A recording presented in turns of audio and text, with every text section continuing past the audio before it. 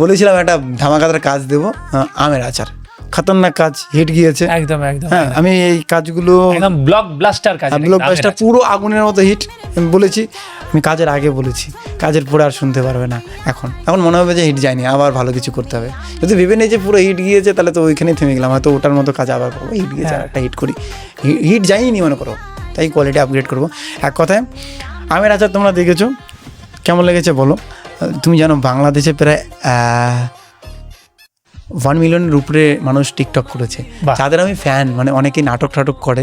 তোমাকে কংগ্রাচুলেশন এবং তোমার অনেক অনেক শুভেচ্ছা যে তুমি এত বড় একটা সাকসেসফুল কাজ দিয়েছো। আমি দেখলাম বাংলাদেশের সবাই, মানে আমি তো একবার এইভাবে স্ক্রল করছি আর শুধু আমের আচার। আমার খুশি লাগতেছে কি, তুমি যদি দেখো বাংলা গানের মধ্যে এখনই সার্চ করো সোশ্যাল মিডিয়ায় টপ 10 বাংলা গান কি কি, দেখবে হয়তো 60টা গানই বাংলাদেশের। বাংলাদেশের গান সত্যি বলতে খুব ভালো লাগে, তারা অনেক সুন্দর মিউজিক, অ্যাডভান্স লেভেলে মিউজিক করে, খুব ভালো কাজ করে, মারাত্মক কাজ করে গানের দিক দিয়ে।